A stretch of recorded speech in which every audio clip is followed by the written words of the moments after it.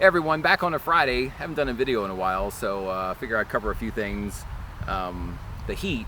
There is a heat advisory in the Albuquerque metro area and around Chaves County this evening, on Friday evening here, August 8th, we're on? Yes, until 7 p.m. And it's been fairly hot, but also talk about some astronomical stuff coming up the next couple days. So if you want to see that, kind of skip forward a little bit, try to put it into chapters.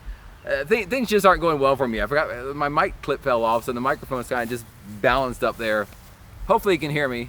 If it falls off, then oh well. Anyway, let's talk about the heat. I did a video yesterday, just a quick informal one where I got into my old car and with a black interior and saw how hot the surfaces got in the sun in the early afternoon, about 2:30 p.m.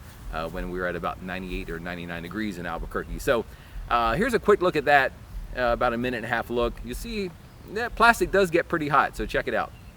Well, we know it's hot out here, but it's definitely hotter inside this car. And I picked this car, tinted windows. You would think it's a little cooler, but I want to measure the surfaces in there, like the dashboard and things, give you an idea of how hot some of those things are that you might touch on this very hot day. So let's jump on in. Okay, I'm in the car. It's hot, so let's make this fast. The air temperature in the shade here behind me comes in at about 127, if you see that. Let's take the laser thermometer here and measure a couple surfaces. The dashboard comes in roughly between about 183 to 188, somewhere in that range. But these other plastic surfaces here, like the top of the radio, are incredibly hot, coming in about 193 to 196 range. So you don't want to allow kids or pets or anyone to run around and play in here until the car cools off. But give me about 15 or 20 minutes. We'll put the sunshade up here to block out the sun, see if that makes a difference in the car, if at all, and we'll check back with you then.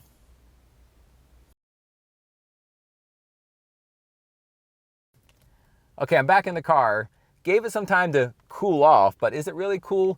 The dashboard, well, has cooled some, about 158. This plastic here, which was extra hot before, is cooled actually a little more, down to about 155. So it is a little cooler. The seats I didn't measure last time, but they're coming in at about 133. So yeah, these have made a small difference. It's still quite hot inside. The actual air temperature dropped from about 129 or so to 126. So like I said, it's a small difference, but still, you need to be safe on these very hot days.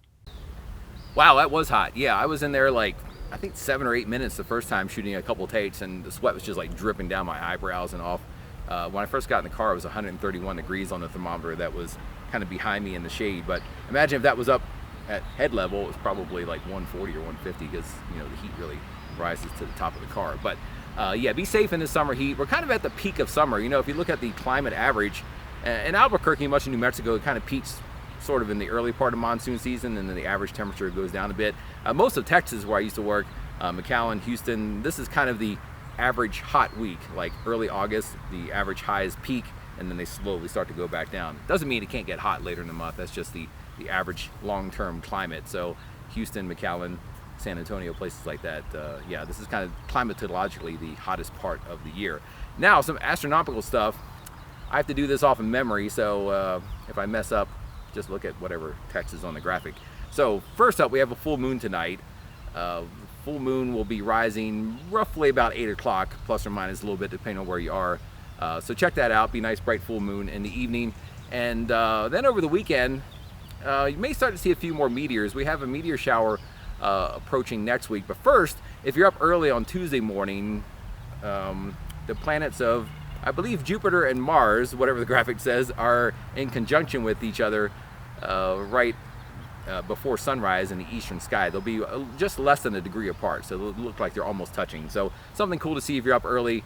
That would be roughly like, check it out in the east sky about 5:30, 6 in the morning, early on Tuesday morning. Then the meteor shower does peak on Tuesday night. We're talking about the Perseids meteor shower, usually one of the most active ones. You could see some meteors before then, but the overall peak nights are Tuesday and Wednesday nights. Tricky part with that is, most of the meteors happen late at night, especially closer to midnight or later.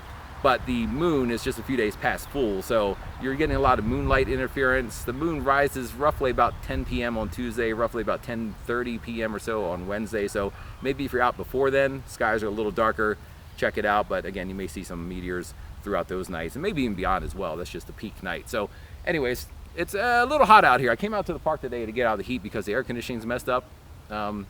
in my office area, so it's already quite hot in there, so I can't really shoot anything in there because I'd be sweating like I'm in the car.